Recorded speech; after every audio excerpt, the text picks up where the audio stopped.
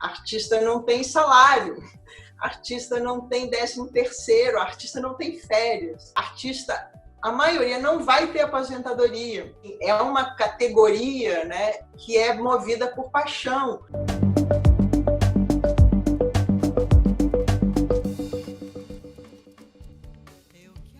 É uma alegria hoje receber a Beatriz Azevedo. Ela é cantora, compositora, poeta, atriz, diretora de teatro. Ela é graduada, doutora e pesquisadora de pós-doutorado na Unicamp, mestre em literatura comparada pela USP, graduada em artes cênicas e doutora em artes da cena, autora de diversos livros, diversos discos também. Um livro que resultou aí do seu trabalho de doutorado é o Antropofagia, Palimpsesto Selvagem, pela Cosac Naif. É uma artista que tem trabalhado muito com as raízes brasileiras, com a cultura brasileira. Beatriz, obrigado pela tua participação. É uma satisfação, uma alegria conversar com você no dia de hoje. Obrigada, Marcelo, eu que agradeço. Bom, como a gente tem aqui essa conversar um pouco sempre com a questão da universidade como pano de fundo, eu queria saber um pouquinho de você, um pouco a tua história mesmo, né? Você chegou ao pós-doutorado, mantém uma vasta produção artística. Como o aprofundamento acadêmico alimenta a sua criação e vice-versa? Olha, talvez seja uma certa concepção de artista que eu tenho, né, e que eu procuro botar em prática, que o artista ele é um pesquisador, né? Talvez a sociedade não leia muito assim, não entenda um artista, mas eu entendo assim que cada projeto artístico meu, ele demora assim para se efetivar 2, 3, 4, tem projetos que demoram 5 anos. Então, ele é uma pesquisa. Então, vou dar um exemplo concreto. Me apaixonei pelo poeta russo Vladimir Mayakovsky e comecei a pesquisar. Falei, quero escrever sobre ele, quero fazer uma peça de teatro na época. Mas aí, assim, poucas traduções. Aí eu li as traduções do russo para o português. Aí eu descobri que ele foi muito traduzido na Itália. Aí eu fui aprender um pouquinho de italiano para poder ter acesso a outros poemas do Mayakovsky que eu não podia ler em português. Depois eu descobri que uma argentina, Lilia Guerrero, tinha traduzido as obras completas do Mayakovsky para o espanhol. Aí eu fui a Buenos Aires, não para fazer turismo, mas para encontrar esses livros e tal. Então, assim, isso é um dos exemplos de um projeto meu que, para que eu conseguisse escrever uma peça que era um pouco biográfica e arrematava os poemas e a experiência dele, encenar esse espetáculo. Eu acabei fazendo as músicas, fiz a dramaturgia, dirigi. Tudo isso foram 5 anos da minha vida que, se eu tivesse feito isso no ambiente acadêmico, isso seria um mestrado ou um doutorado sobre a poesia do Mayakovsky. E ao mesmo tempo que eu teria que escrever uma dissertação ou uma tese, fazer artigos, né, o resultado é que não é em formato de uma dissertação e tese, mas, ou seja, naquelas 2 horas do espetáculo que eu fiz, aquilo era um resumo, o supra-sumo desses caminhos todos que eu percorri durante 5 anos, da minha pesquisa, e que eu compartilhava com o público presencialmente durante 2 horas, como se eu estivesse fazendo a minha defesa, né, de mestrado ou doutorado, como se eu estivesse defendendo a minha tese na frente do público sobre o meu percurso e a minha pesquisa de Mayakovsky, né? Então, é por isso que eu mantenho em toda a minha trajetória, Marcelo, essa bipolaridade, né? Tem gente que fala assim, mas isso é meio bipolar. Eu já falo, não, eu já sou tripolar, né? Já sou panpolar, porque eu nunca larguei a universidade e nem nunca largo as artes, porque eu acho que um campo alimenta imensamente o outro, e eu ouso, né, dizer e afirmar que os grandes artistas, eles são grandes pesquisadores, né? Mas e agora? Em que você está trabalhando hoje, nesse momento de pandemia? O projeto que eu estou, inclusive, no pós-doutorado, né, é uma continuidade, claro, do meu doutorado em antropofagia, que é um tema que eu estudo desde a minha graduação, quando eu fiz a graduação na Unicamp, escrevendo sobre isso, pensando sobre isso, me questionando sobre isso. Então, o pós-doc ele é um aprimoramento do doutorado, E ele tem um caráter também audiovisual, né? Faz parte do projeto uma série de entrevistas que eu já tenho feito e que eu vou fazer outras ainda, com artistas, intelectuais, filósofos, sobre esse pensamento ameríndio, né? Porque durante do mestrado para o doutorado eu acabei fazendo uma disciplina também em antropologia no Rio de Janeiro, na UFRJ, com Eduardo Viveiros de Castro. E aí foi muito interessante para aprofundar o lado antropológico da antropofagia, né? Ou seja, é fundamental, eu acho, hoje, para pensar a metáfora cultural, que é assim chamada do Oswald de Andrade, todo o pensamento literário, estético, teatral, que o Teatro Oficina e o Zé Celso desenvolveram a partir dessa ideia da antropofagia. É fundamental você retomar a origem, que é um pensamento ameríndio, né? Que é a antropofagia dos Tupinambá, e era sobre isso que o Manifesto Antropófago estava trabalhando, com esse outro pensamento não ocidental, né? Não europeu, não colonizado, qual é o pensamento dos indígenas da América, na linha do Montaigne, né? Que o Montaigne fez aquele ensaio muito importante, fundamental do De Cannibale, em que ele coloca isso, a questão da barbárie. Quem é bárbaro? Será que os bárbaros são os Tupinambá, os indígenas recém-descobertos, ou os bárbaros são os europeus em guerra, né? E com a desigualdade social? Então, esse questionamento todo do Montaigne, dos ensaios, o Oswald retoma e cria seu manifesto. Então, isso é uma paixão para mim de muitos anos, isso me ajuda a olhar para o Brasil. Falando em barbárie, hoje você está com o prato cheio aí para o seu estudo. Infelizmente, essa é a nossa realidade. Além disso, você está com um trabalho, projeto poesia.org, você também está ajudando a fazer uma rede de apoio para poetas. Então, conta um pouquinho aqui também desse seu trabalho que vai além, né, do teu trabalho intelectual, do teu trabalho artístico. Claro. É muito importante, Marcelo, porque exatamente por eu trafegar por várias linguagens artísticas, né, eu percebo as diferenças. Por exemplo, o teatro ele é uma arte coletiva. Tem um diretor, o cenógrafo, o figurinista, tem mais o costume de trabalhar coletivamente e, portanto, de ter uma consciência social coletiva. Já no campo da literatura, é um trabalho muito individual, né, sobretudo o poeta. E, por isso, não desenvolvem também essa percepção de categoria. Quando eclodiu, né, agora toda essa pandemia que a gente está vivendo do coronavírus e a quarentena, que qualquer artista que tenha consciência social, ele sabe da vulnerabilidade da maioria dos artistas. Artista normalmente não tem plano de saúde, artista não tem salário, artista não tem 13º, artista não tem férias, né? Artista, a maioria não vai ter aposentadoria, né? É uma categoria, né, que é movida por paixão, por ideal, né? É difícil você ter um artista que está pensando no lucro. O artista ele é um idealista por natureza, um utópico, um apaixonado.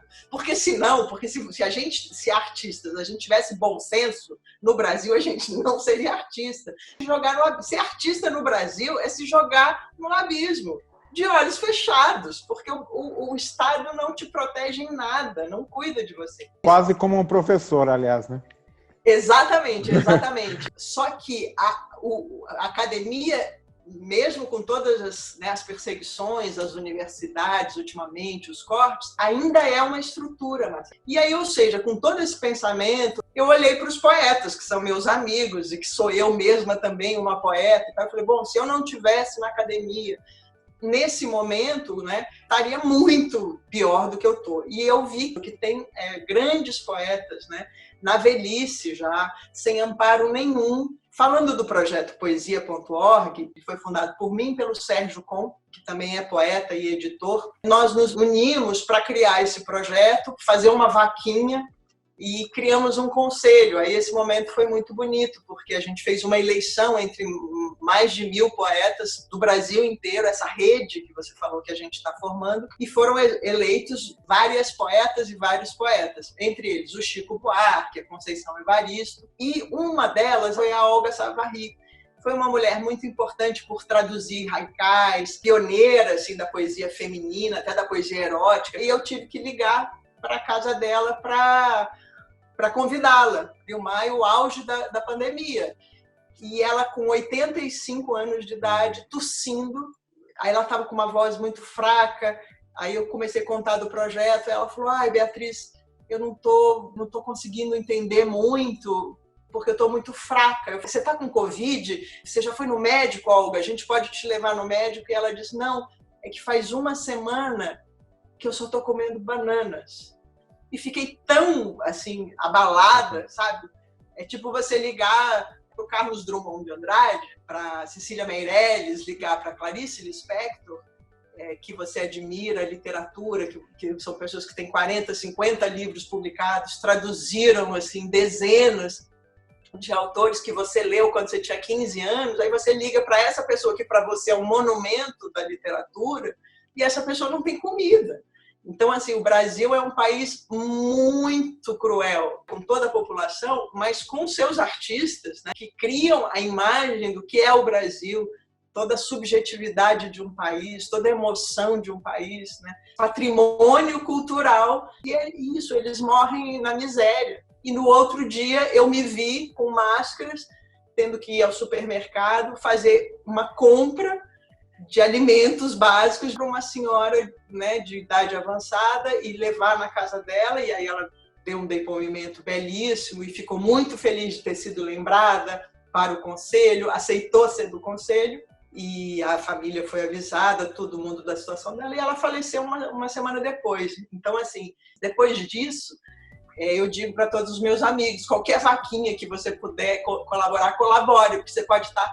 Não é uma frase de efeito, você pode estar salvando uma vida. Quem quiser colaborar hoje para ajudar os poetas, pode. É só entrar ali em poesia.org, é isso? Exatamente. A gente está nessa plataforma, né, Marcelo? Chama Benfeitoria, acho que .com.br/poesia. Está recolhendo esses recursos e esse conselho e uma comissão julgar e vai dar bolsas, e a gente quer fazer muito melhor que o governo federal, dentro das, né, nossas modestíssimas capacidades. As nossas bolsas vão ser de 6 meses, porque a gente sabe que não são em 2 ou 3 meses que vão resolver essa situação. As pessoas que estão precisando, elas precisam no mínimo desse respiro de 6 meses para poder ver se daqui a um tempo essa situação melhora, né?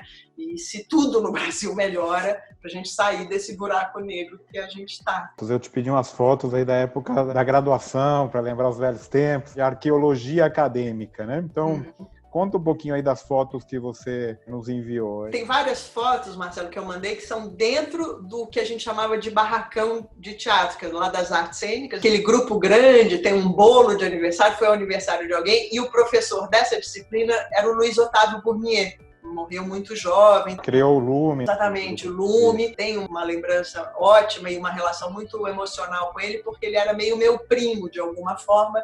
Minha mãe é de Ouro Preto, a mãe dele é de Ouro Preto, então elas eram amigas de infância, estudaram no pré-primário juntas. Então aquela foto é uma das aulas do Luiz Otávio, que era o professor mais diferente de todos no sentido, não sei se você sabe, se eu vou contar uma coisa que é ousada para os parâmetros da academia. Quando foi criado o Observatório Olho Nu, lá em cima, o Luiz Otávio queria levar os alunos para um treinamento corporal intensíssimo. A gente ficava 6, 7 horas em movimento, não podia parar nem para beber água.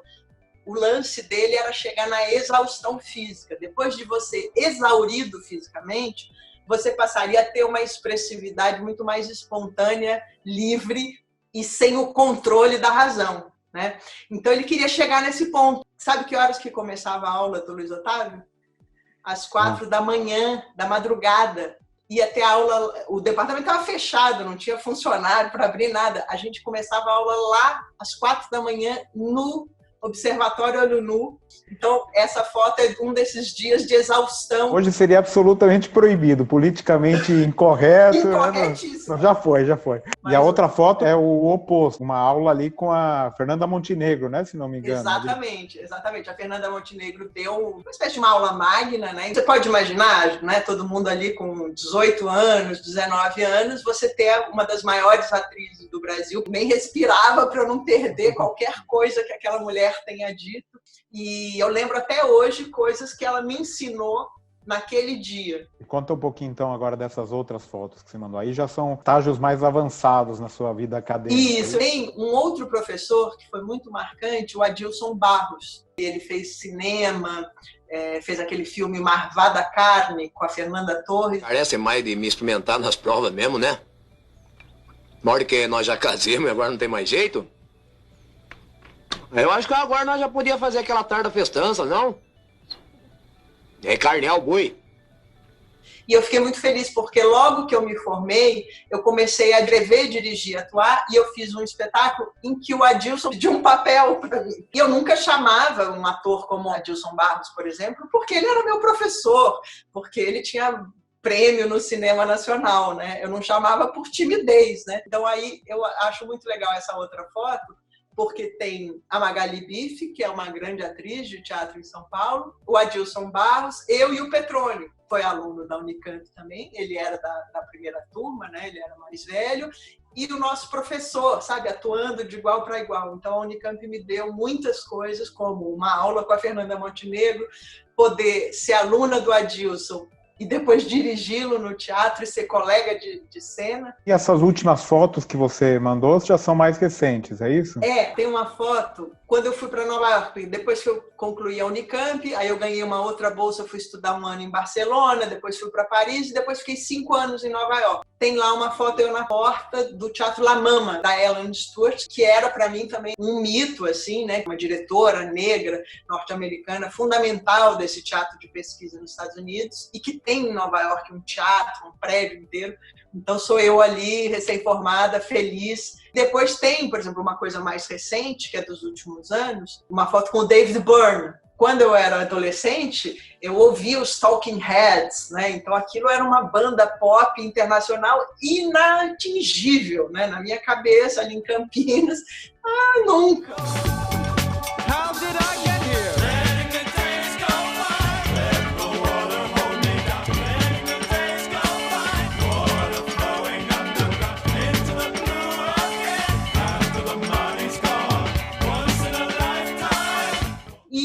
Eu acho que graças a essa formação que eu tive, eu continuei sempre estudando, ganhando bolsas, e aí eu me vi poucos anos atrás fazendo shows em Nova York.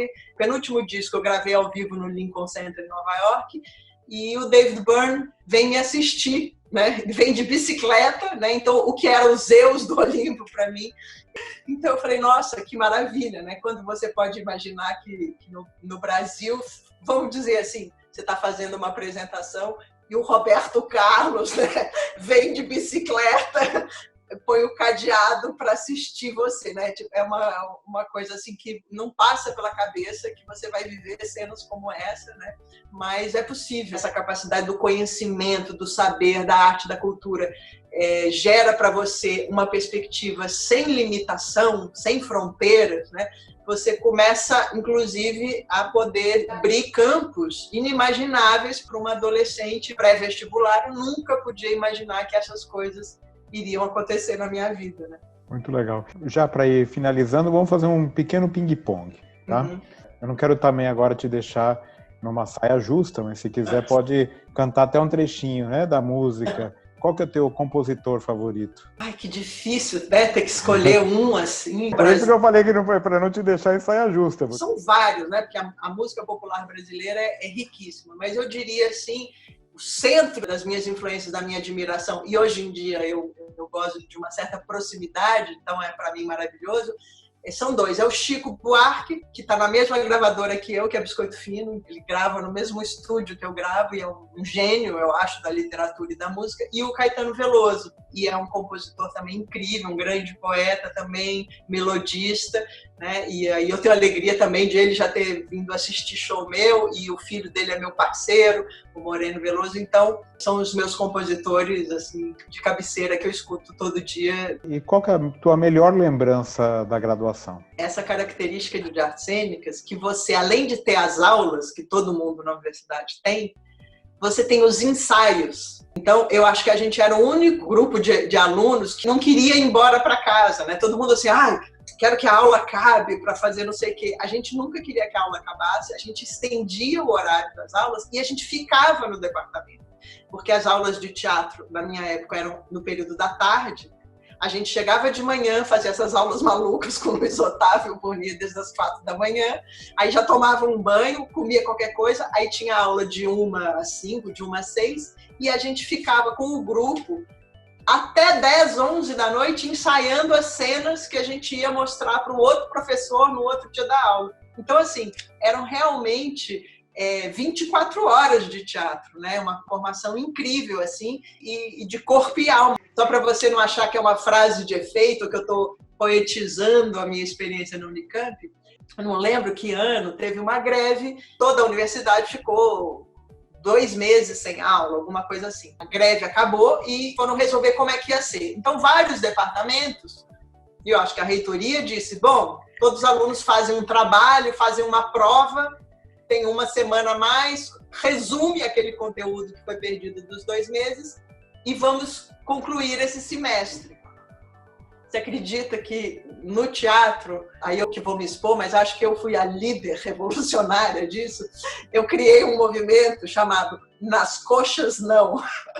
Porque a gente, para o teatro, a coisa presencial, né, é fundamental. Então a gente não queria escrever um trabalho, a gente queria ter o dia a dia. Aqueles 2 meses que a gente ficou sem aula, a gente não perdeu só o conteúdo, a gente perdeu o conteúdo e a gente perdeu a experiência da convivência com os professores, a experiência corporal, né? O teatro se escreve na minha pele, não é uma coisa só do livro, que eu possa fazer um trabalho, mandar e aquele semestre valeu. Então a gente lutou para ter mais aula. Imagina agora, nesse momento, com essa pandemia, a dificuldade justamente, né, no Instituto de Artes, os estudantes que estão aí tendo boa parte das atividades remotas, né? Tem muitas áreas do conhecimento em que a presença física, a participação efetiva, ela é insubstituível, né? Assim, esse momento histórico que a gente está vivendo, Marcelo, dá essa dimensão, né? Porque se você pensar bem, toda a minha vida foi dedicada à aglomeração.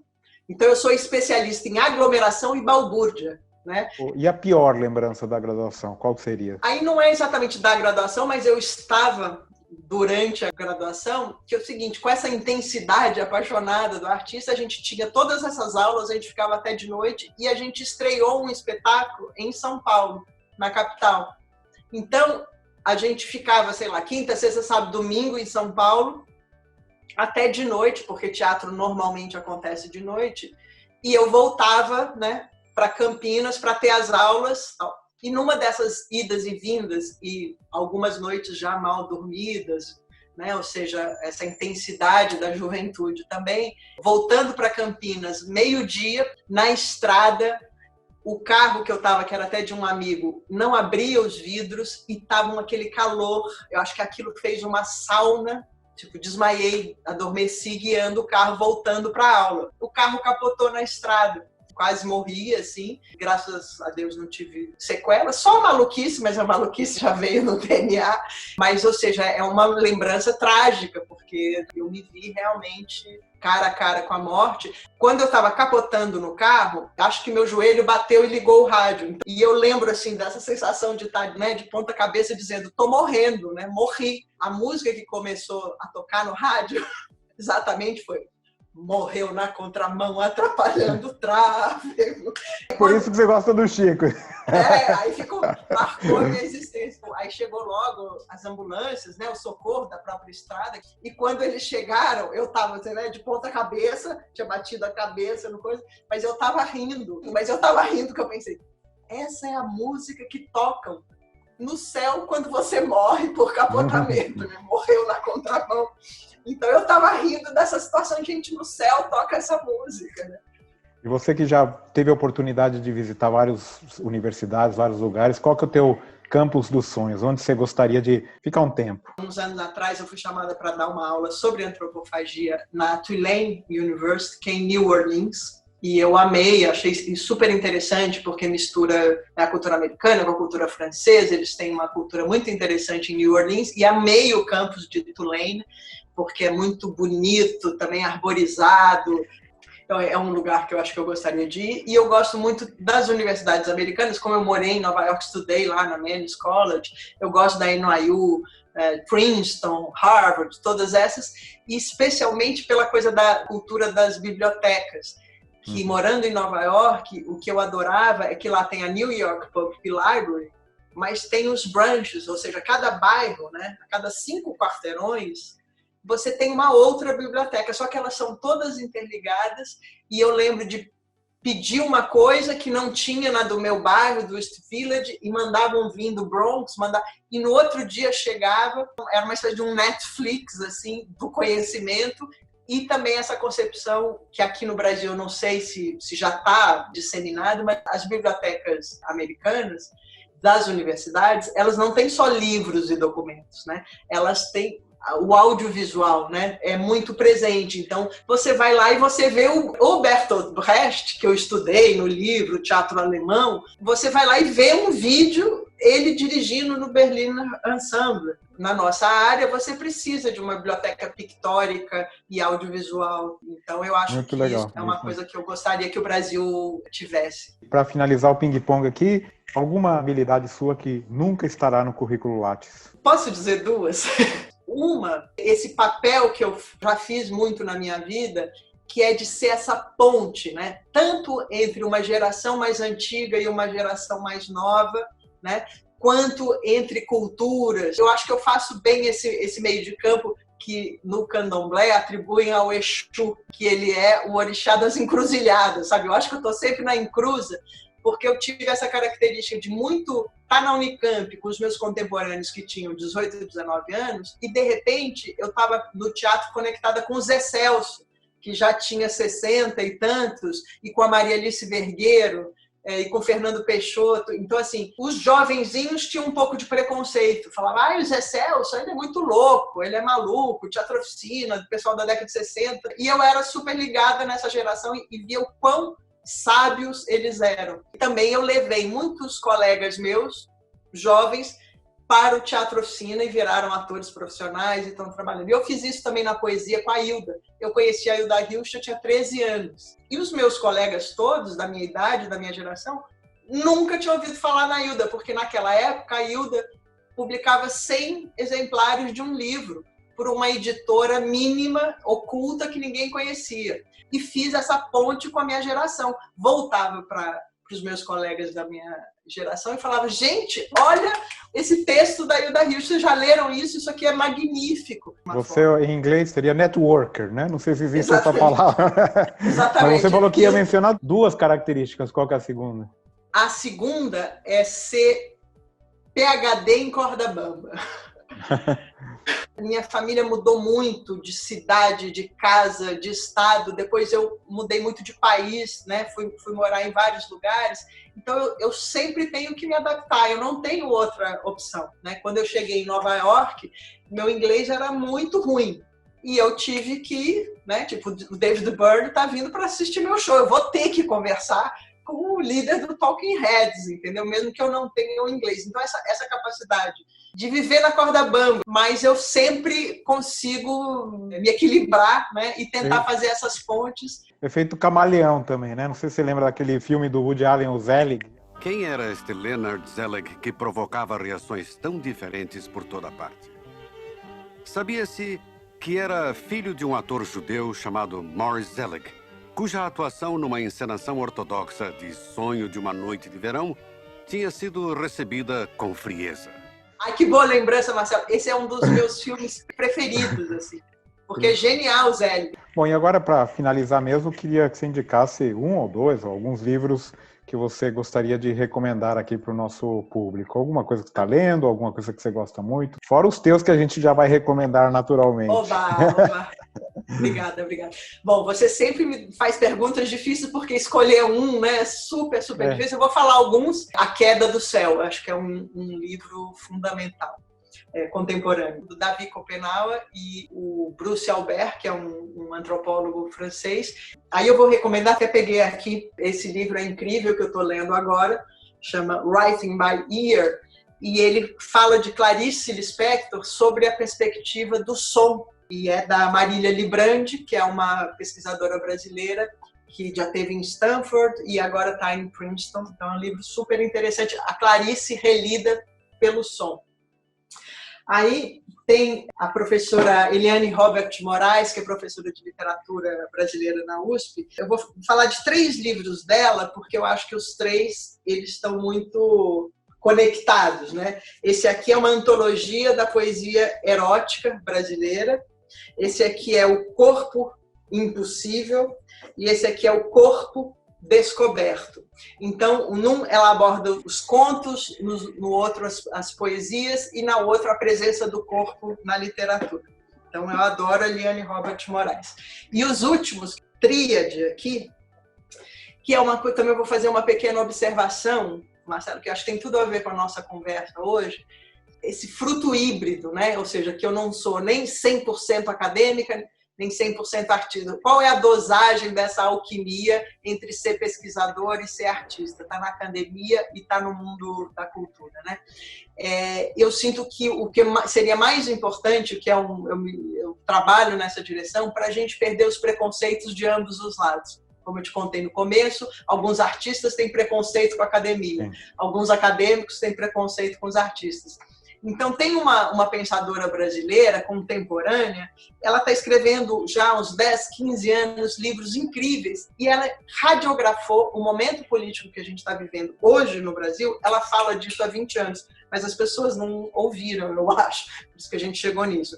Então, eu vou falar do Como Conversar com um Fascista, da Márcia Tiburi. Esse livro tem muitos anos, e ela radiografou o neofascismo que a gente vive hoje. Esse outro é o Ridículo Político, que obviamente está falando de Trump, não está falando só de líderes aqui do Brasil, mas, por exemplo, o quanto a componente ridícula, a componente histriônica, a componente de dizer absurdos como se fosse normal, né, o quanto isso faz parte do ingrediente estético dessa política que a gente está sofrendo agora. E o outro é sobre feminismo, que é feminismo em comum, para todas, todes e todos. Então, a Márcia Tiburi é uma filósofa que hoje é professora na Paris 8, em Paris, mas como ela teve, no começo da carreira dela, não sei se você lembra, uma participação num programa de televisão, Saia Justa, né? Ela teve muito essa repercussão midiática, né? Ela, de repente, virou uma cara conhecida. E por isso, eu acho que só pode ser por isso, porque os livros são ótimos. Ela é jovem, deve ter 40 e poucos anos, não tem 50 anos, ela tem mais de 40 livros publicados, ela é professora da Paris 8. E os livros dela não são, eu acho, entendidos e lidos e estudados na academia como deveriam. Então, eu não sei se é por ela ser mulher ou por ela ter tido uma presença midiática e ficou um certo preconceito, como se ela fosse pop. Depois você dá uma olhada, a gente fez a entrevista, tem um fenômeno que acontece algo parecido com o Leandro Carnal, que virou midiático. Eu fiz uma entrevista com ele. Que ótimo!